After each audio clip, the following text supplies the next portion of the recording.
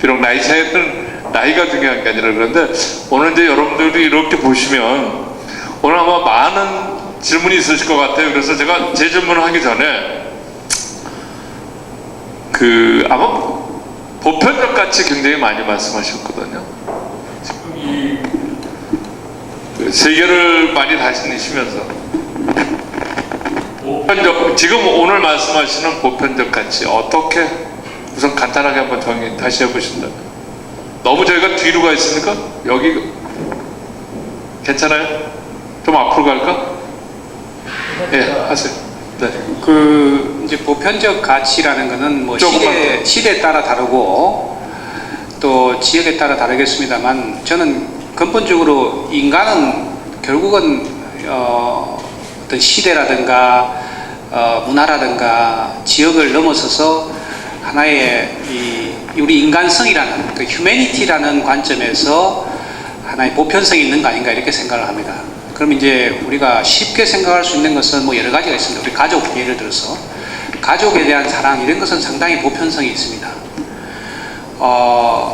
그 다음에 이제 예를 들어서 많은 사람들이 지금 공감하는 것들 중에 아마 여러분들이 들어보셨습니다만은 별로 실감을 못 하신 것 중에 이 세 가지에 대해서 인간성에 있어서 그 보편성에 아마 동의를 할 겁니다.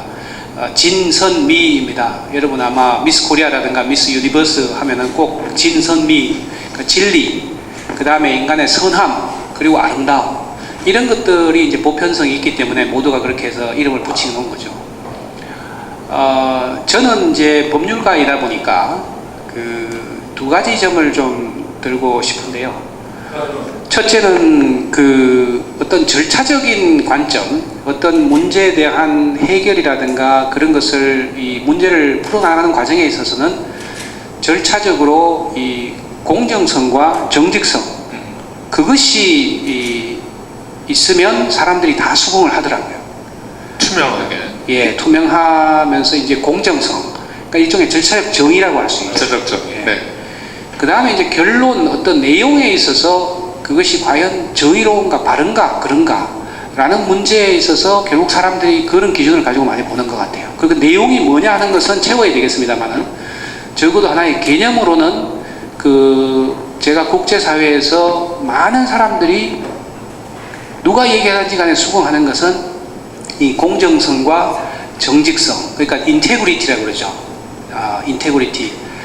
그런 것들이 상당히 보편적 가치가 아니냐. 그런데 저는 뭐 그게 국한됐다고 생각지는 않고 여러분들이 그런 건 발견해야 되는 문제가 아닌가 이렇게 생각합니다. 네, 뭐 좀 조금 다른 얘기가 들는지 모르겠지만 30여 년 전에 공부를 처음 박사과정을 하러 나갔을 때 한 학기가 끝났는데 굉장히 충격적인 일이 있었던 거예요. 교수님께서 학생이 한 30명 됐었는데 미시경제학이었는데 뭘 이렇게 들고 들어와요. 그게 뭐였냐면 강의 평가서였어요. 선생님은 그림자도 갈 줄 알아야 되는 게 선생님이었는데 강의 평가를 하라는 거예요.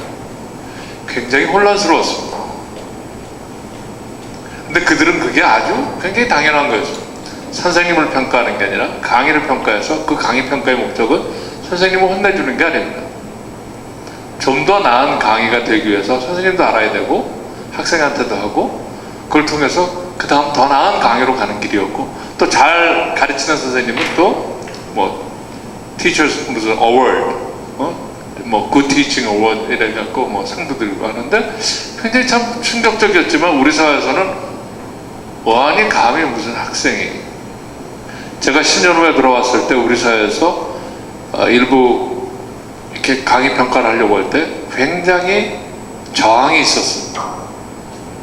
그러니까 이런 것만 보더라도 그러니까 보편적 가치가 무엇을 위한 가치가 되는가 생각을 해보면 누구에게 중심이 가 있느냐 하는 걸 생각해 보면 우리가 좀 예를 생각해 볼 것 같아요. 그러면 박 변호사님이 보시기에 우리가 갖고 우리 역사나 문화나 사회에서 보면 야 이거는 우리도 충분히 세계적이고 보편적인 가치로서 좀 우리가 좀 잘 키워나갈 만하지 않나 그러면 어떤 게 있다고 생각하십니까?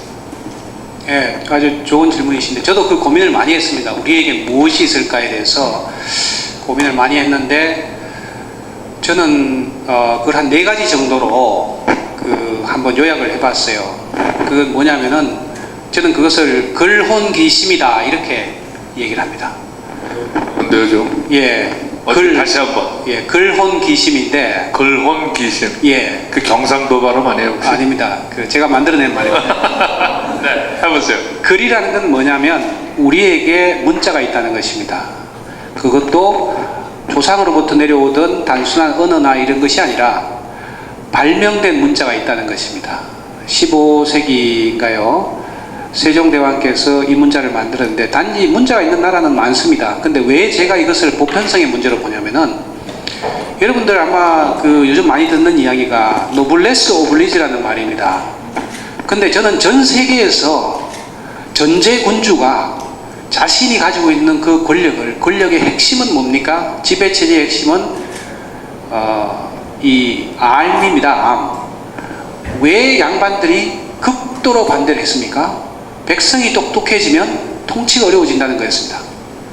백성들에게 왕은 양반들의 신하들의 어떤 독주를 막기 위해서 백성들에게 지식을 주고 싶었던 겁니다. 백성들이 여러분들 훈민정음을 보십시오. 그들이 자기의 권리를 제소를 하고 싶은데 소송을 내고 싶은데 소장을 쓸 수가 없다. 그러니 내가 그들에게 자기 권리를 소송을 낼 수 있는 글을 내가 주겠다라는 것이 그 취지입니다. 이것은 혁명적인 것입니다. 민주주의가 추구하는 만 백성이 자기의 권리를 지키는, 그래서 저는 세종 더 그레이트라고 해야 된다고 생각합니다. 전제 군주가 우리나라의 봉건 질서에 대해서 모두들 비평을 하지 않습니까? 근데 그가 스스로 백성들이 스스로 자기의 권리를 지킬 수 있는, 자신을 지킬 수 있는 힘을 주고 싶다라는 생각에서 글자를 만들었다는 것은 저는 굉장한 가치다. 이것을 우리가 세계화 시켜야 된다 이런 생각이 들고요. 혼이라는 건 뭐냐면 우리의 어떤 자긍심입니다. 민족적 자긍심입니다. 1900년대 일본이 우리나라를 지배하고 완전히 한국이 노예 상태에 들어갔을 때 수많은 사람들이 간도로 피신을 갔습니다. 만주 들판에, 그 추운 만주 들판에 살아남기 위해서 움막을 지었어요. 그 움막을 짓고 살던 그 사람들이 돈을 객출해서 뭐를 하신 줄 아십니까?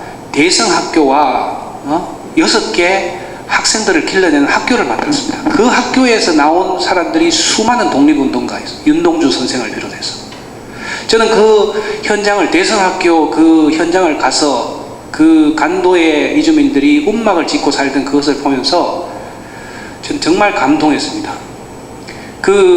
이런 어떤 혼이 있었기 때문에 우리 민족이 유지가 되었고, 그것은 단순히 한민족을 길러야 되겠다, 한민족을 보존해야겠다라는 차원을 넘어서서 억압받는 인간이 할 수 있는 어떤 총 들고 싸우는 것도 있지만 자기가 할 수 있는, 자기가 움막에 살지만 자기 돈을 따로 떼서 차세대를 길러야 되겠다는 그 놀라운 가치입니다. 지금 억압받는 수많은 나라들에게 우리가 이것을 가르쳐 줄 수 있습니다. 세 번째, 끼라는 건 뭐냐면 여러분들이 잘 아시는 것처럼 창의성입니다. 끼입니다. 끼. 우리 한국 사람들은 유달리 끼가 많아가지고 싸이가 그냥 나온 게 아니죠. 사실은 K-팝도 그냥 나온 게 아닙니다. 이 기, 우리 한국인의 전통에 면면이 흘러내려오는 이 길을 세계화할 수 있다 이런 생각이 들고, 마지막으로 심이라는 건 뭐냐면 우리가 가지고 있는 이 마음입니다. 마음. 한국 사람은 정이 너무나 많아요. 전 세계 어떤 사람도 이 정이 정말 있는 사람들은 아주 찾기가 힘들어요. 제가 외국 출장을 가서 가장 힘든 게 뭐냐면 아침에 일어나서 이 해장국을 못 먹는다는 거 하고, 그 다음에는 정이 없다는 거예요. 사람들이 아무리 친하게 이렇게 해도 정을 못 느낍니다.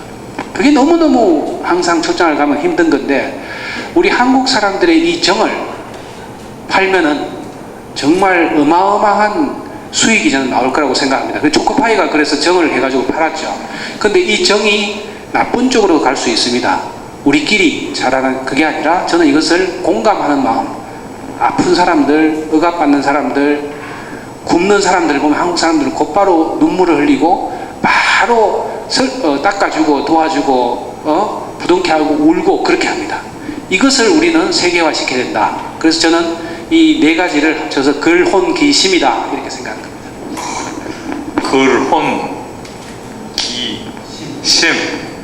작년에 우리 일본에서 했던 말, 재작년에 했던 말 있죠. 정성은 매뉴얼 할 수 있지만 정은 그렇게 되지 않는다고. 기억나세요? 그 우리 박은영 변호사가 하신 말인데, 정성은 마케팅에서 쓸 수 있습니다. 가르칠 수 있습니다. 근데 정은 가르쳐지지 않는 겁니다.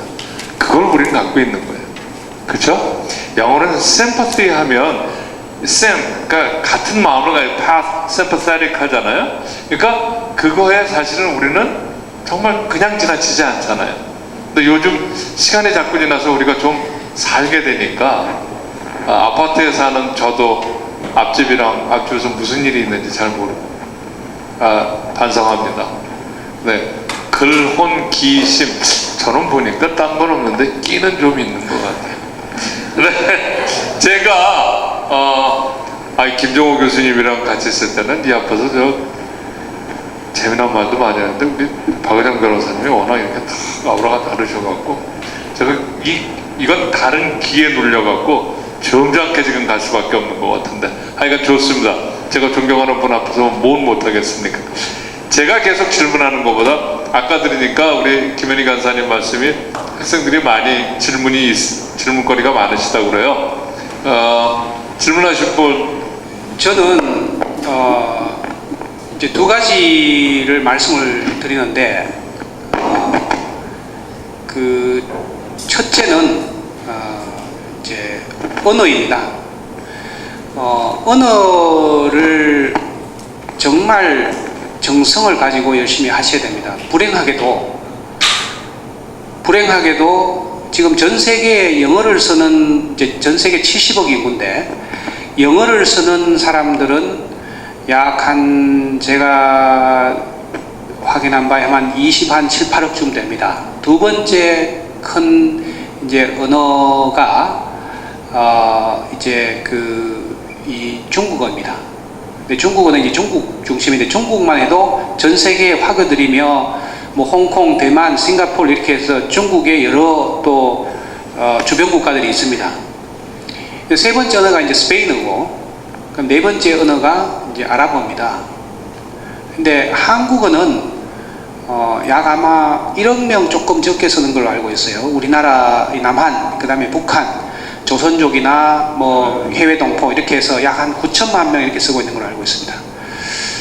그래서 우리가 가진 것을 소통하기 위해서는 그 언어를 정말 열심히 하셔야 된다는 생각이 들고, 두 번째는 그 전문성입니다. 자기의 어떤 기본적으로 제가 아까 말씀드린 것처럼 육체 노동자로 물론 이제 우리가 옛날에 시작했습니다만은 지금 가서 어떤 리더십의 포지션을 가기 위해서는 전문성이 있어야 됩니다.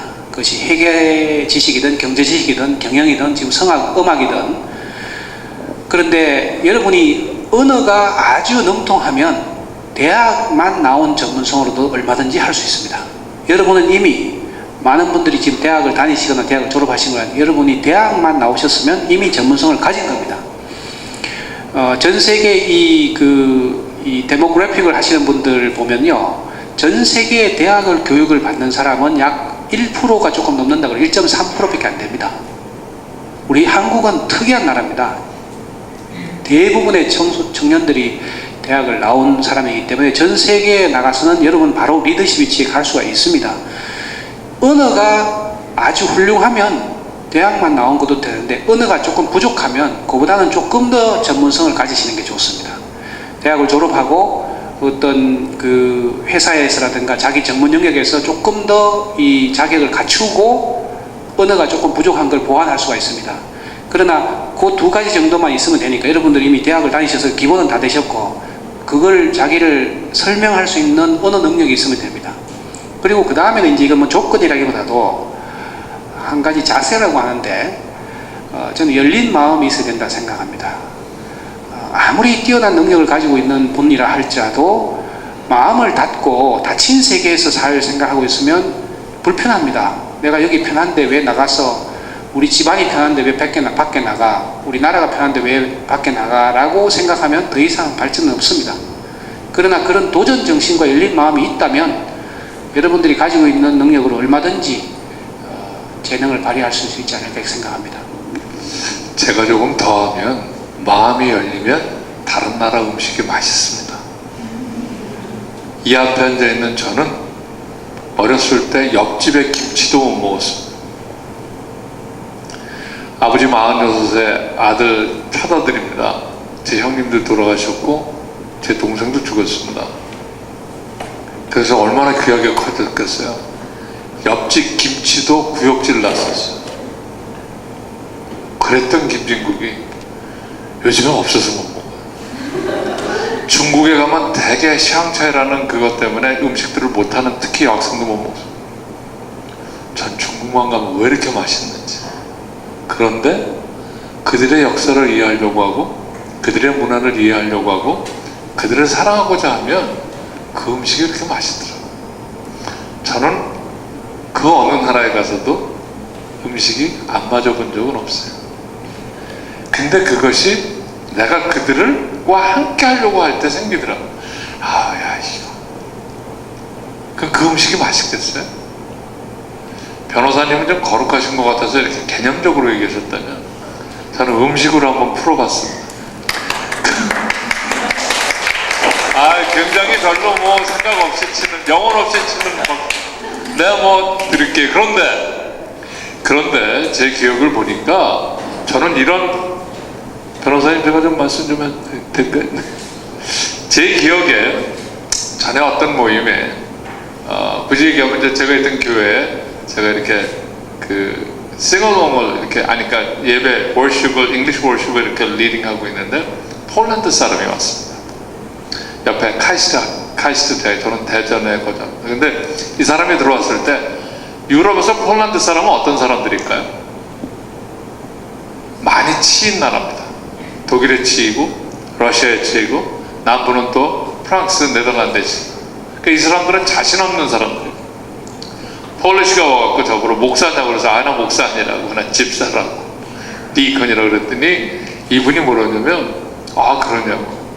또 제가 뭐라냐면 I envy Polish and I respect your country 그랬더니 깜짝 놀라는 거예요. 야, 우리가 뭐 존경할 게 뭐 있냐?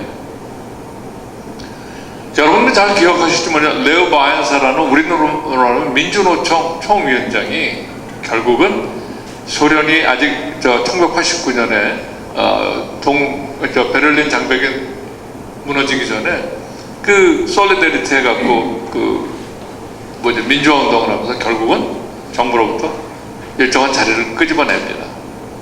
나중에 대통령까지 됐죠. 난 너희 나라 사람들의 그 용기가 정말 존경할 수밖에 없다.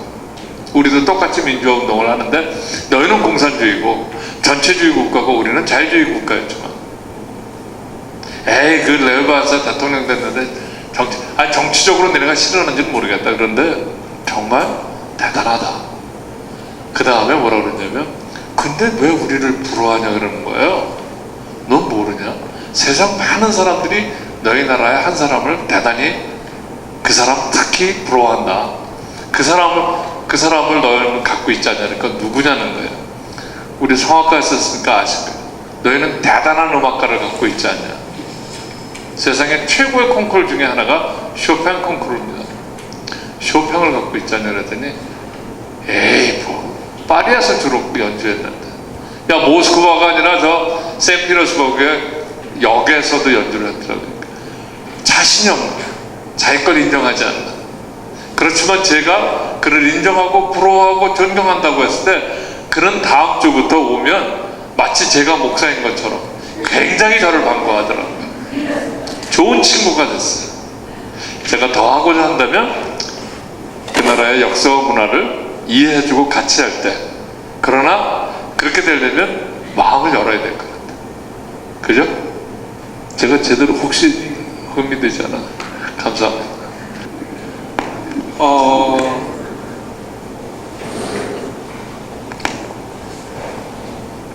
뭐 제가 그 분야의 전문가는 아닙니다. 근데 이제 유대인들은 국제사회에 굉장한 정도의 뿌리를 내리고 영향력을 행사하는 사람들인데 여러 가지 측면이 있겠습니다만은 제가 볼 때는 이렇게 보고 싶어요. 그분들은 자신들이 가진 독창성, 그죠? 회당을 중심으로 해서 자신의 신앙과 전통을 끝까지 유지를 했습니다. 그리고 그것을 바탕으로 기반으로 해서 그 사회에 아주 뿌리를 내려서 영향력을 계속 확보를 한 것 같고요. 대개 유대인들이 금융이라든가 법조라든가 이런 데서 거의 인정을 못 받았습니다. 미국에 이민을 가서도 자기들 스스로 시작을 해서 결국 지금 금융 또 로펌 이런 데 보면 거대 로펌 그때 금융기관으로 이렇게 자리를 잡았습니다. 그러면서 유대인들 사이에는 그 굉장히 강한 어떤 네트워크가 있는데요. 재밌는 것은 제가 상세히 모르겠습니다만은 서로 간에 그렇게 우리처럼 막 끈끈하게 우리가 남이가 이렇게 하는 사이는 아니고 굉장히 견제도 많이 하고 서로 그런 걸 많이 봤는데, 그런데 거기에 하나의 공감대를 이루어서 어떤 같이 힘을 합쳐가지고 하는 그런 능력을 제가 봤어요. 견제를 하면서도 협력을 하는 그런 아주 묘한 그 어떤 관계, 긴장과 협력이 공존하는 그런 것을 보면서 저기서 뭔가 힘이 나오는 게 아닐까. 우리는 남이 아니면 완전히 우리 가족이든지 아니면 남이든지 이렇게 가버리니까 더 큰 어떤 하나의 협력체를 만들어내지 못하지 않는가.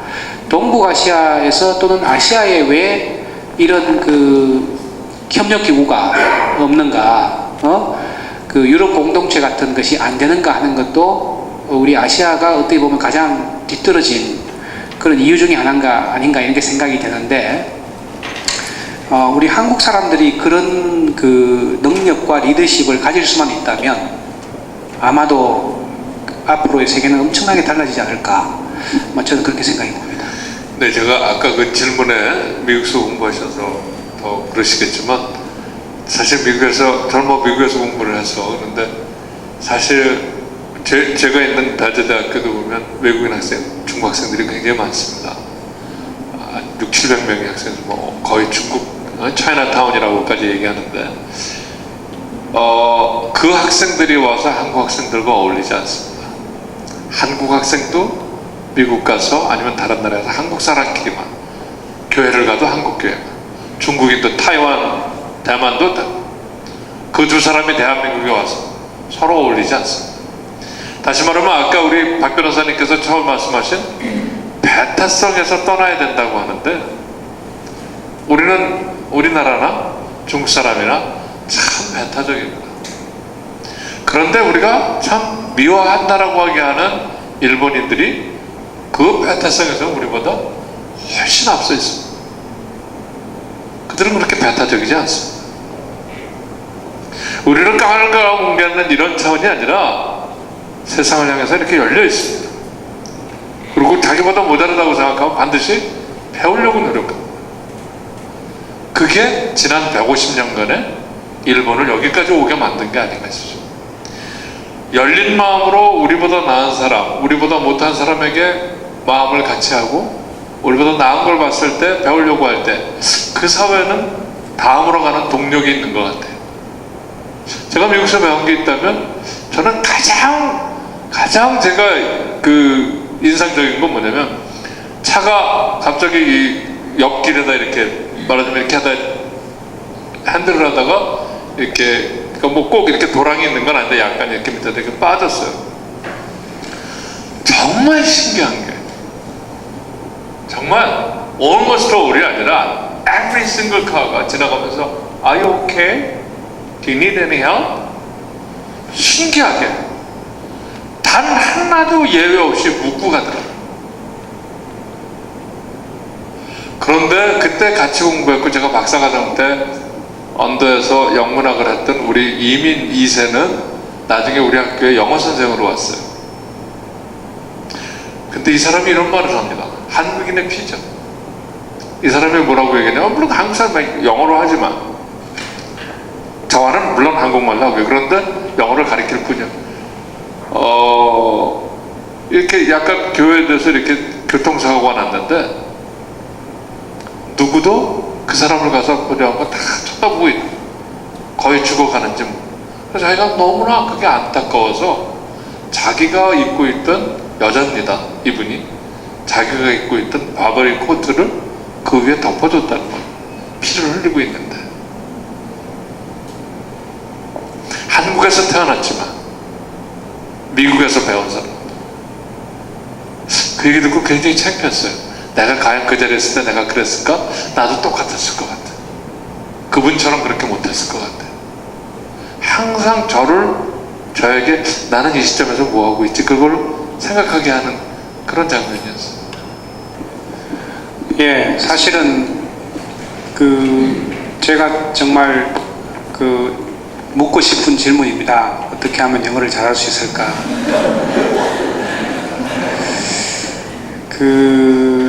저는 사실은 이제 국제 업무를 시작을 한 게 제가 외국을 처음 나간 것이 28살입니다.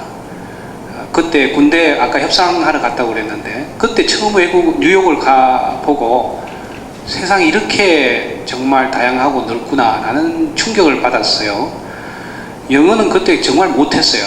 아까 협상하니까 뭐 대단히 잘한 게 아닌가 생각하는 그게 아니라 정말 더듬더듬 했지만 내용을 완벽하게 외웠기 때문에 할 말은 이제 다 했던 그런 이제 그때부터 시작해서 영어 공부를 하기 시작을 했습니다.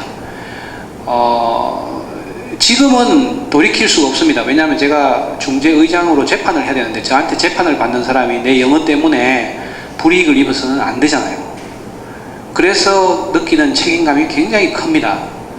그래서 각자가 다 자기가 어떤 기준이 있겠습니다만은 저의 경우는 굉장히 높은 수준의 영어를 필요로 합니다. 그 미묘한 그 뉘앙스의 차이까지 다 캐치해내지 못하면 그것이 저를 굉장히 힘들게 만듭니다. 사실은 본토 사람이 아니면서 그걸 이해하려고 그러면 정말 노력을 많이 해야 되고 지금도 저는 매일 2시간씩 영어 공부합니다.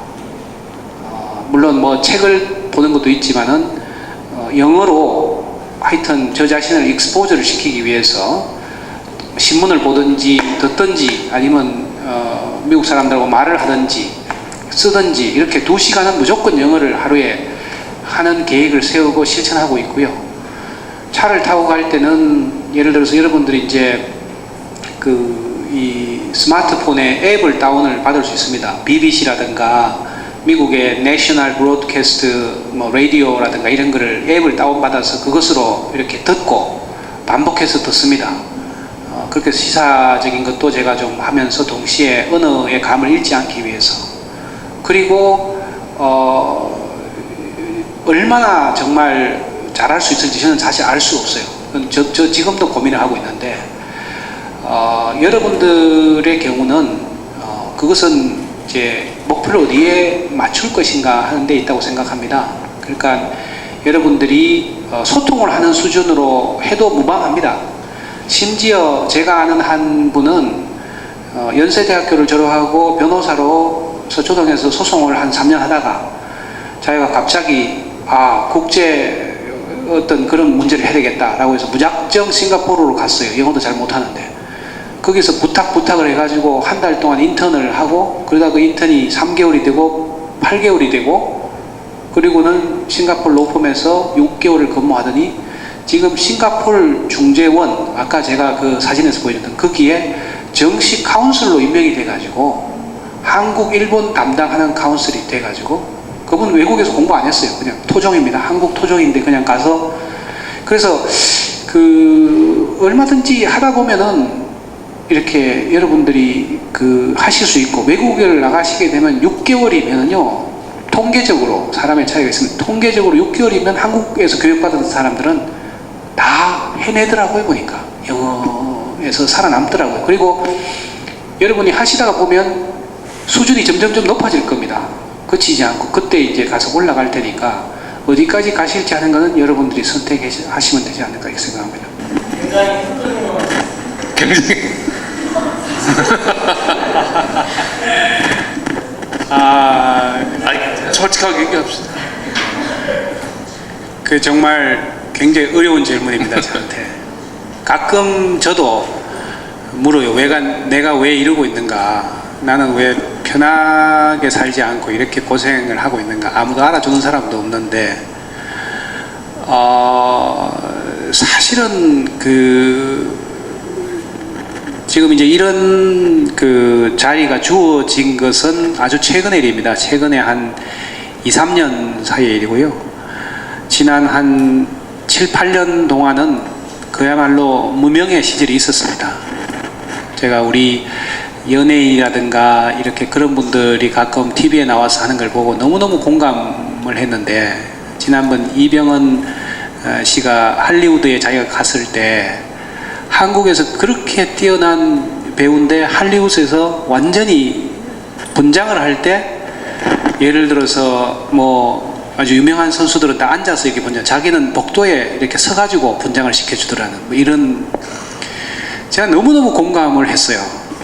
제가 이런 국제 회의나 이렇게 가면 바로 저에게 주어지는 위상이 그겁니다. 그럴 때 제가 결국은 거기서 관두고 포기하고 돌아올까도 생각을 많이 했어요. 다시는 안 나간다는 생각도 많이 했고.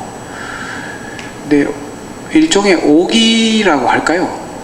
내가 한번 내 자신을 인정받겠다라는 그런 오기가 생겨가지고 꿋꿋하게 가서, 시키지도 않았는데 손 들고 발표하고 제안하고 이렇게 한번 해보자 저렇게 한번 해보자 이렇게 하다 보니까 어느 순간 사람들이 이제 인정을 해주게 되고, 이 영국 사람들은 지금도 신분 사회입니다. 그 사람들은 이제 국왕이 있고 그 귀족이 있고 이 평민이 있고 또 변방에 있는 사람들이 있고 이렇게 신분 사회인데, 그래서 제가 그 사회에 가서 알게 되면서 진정으로 이 한 사람에게 영예, 그러니까 아너라 그러죠. 아너를 주는 게 뭔지라는 걸 이제 느끼기 시작을 했어요. 이제 이런 포지션에 가고 또 이렇게 하면서 제가 그런 대우를 받았을 때 전 정말 감격했습니다. 7, 8년 전에 내가 여기 왔을 때는 누가 왔는지 갔는지도 아무도 관심도 없고, 또 내가 소개를 해도 아무런 반응도 없고 그랬는데, 지금은 어떻게든 저에게 와서 조금 더 같이 시간을 보내려고 하고, 저를 무시하던 사람들이 저를 좋아하고 오히려 저를 무시했던 자기 자신을 부끄러워하고, 이런 것을 제가 느꼈을 때 제 나름대로 말하자면 응징을 한 겁니다. 그 사람에게 내가 가진 실력과 힘을 보여주고, 그럼에도 불구하고 나는 그를 무시하거나 이렇게 하지 않고 좋은 사람인 걸 보여주고, 그래서 그 사람이 나를 무시했던 자기 자신을 부끄러워하고 지금은 나를 정말 좋은 친구로 생각하게끔 만드는 그런 경험을 했을 때 사실 그게 저한테는 큰 보상이 되었습니다. 사실은 제가 하는 것들은 굉장히 명예직이기 때문에 무슨 당장 큰 저게 오거나 그러지는 않습니다. 그러나 예를 들어 아까 중재의장직도 그렇습니다. 한국 중재인으로서 외국법에 대해서 제가 판결문을 쓰고 그 중재인이 제 판결문을 받고 정말 완벽한 판결문이다, 축하한다라는 그런 이메일을 보내왔을 때 저는 정말 감격했습니다. 저는 지금도 그 이메일을 제가 가지고 있는데, 그런 것이 저에게 큰 이제 보상입니다. 아니 근데 그것도 있지만 김현장의 아니면 우리나라 최고의 법무부라니까 쉽게 얘기하면 그 보수도 괜찮다 이런 얘기도 해줘야 이 친구가 국제 변호사 하겠다는 그런 생각도. 세속적이긴 뭐야 세속적이야. 그게 살아가는 기본 욕구인데. 그 말씀도 간단하게, 우리가 시간이 좀 많이 돼서 요 정도에서 그것도 간단하게 한번 해주시죠. 물론 이제 아까 결국은 이 사회는 점차 요거 말씀을 드려야 되겠네요. 이제 그 숙련 노동자하고 숙련공과 비숙련공으로 나뉘게 됩니다. 사회는 점점점 그렇게 가게 됩니다. 가장 그 세계화에 큰 피해를 본 사람들은 선진국의 비숙련공들입니다. 세계화가 되면서 직업이 전부 더 싼 나라로 갔죠. 중국, 인도의 비숙련공들은 혜택을 입었고 미국이나 유럽의 비숙련공들은 자리를 잃었습니다. 우리나라도 지금 그 체제로 가고 있기 때문에 그러니까 숙련공, 그러니까 예를 들어 자기 전문성을 제가 말씀드린 겁니다. 그 전문성이 있는 사람들은 점점점 역할이 커지고 전문성이 없는 사람들은 해외에 더 싼 그 비숙련공들에게 잡을 내주게 되는 그런 시대가 되기 때문에 그게 참 옳고 그르고를 떠나서 현상 자체로 보자면 그렇게 가게 되어 있습니다. 그래서 저는 자기의 전문성을 기르고 보편성을 넓힌다는 것은 자기의 어떤 하나의 보상 체계에 있어서도 그 더 많은 혜택을 받을 수 있는 그런 자기 영역과 시장의 그 범위를 넓히는 것이 아닌가 이렇게 생각이 됩니다. 오케이, 당신의 인생 성장판을 꽉 눌러드리는 인생 자체 발광 프로젝트 발광 소나타. 네, 다시 한번 발광 소나타.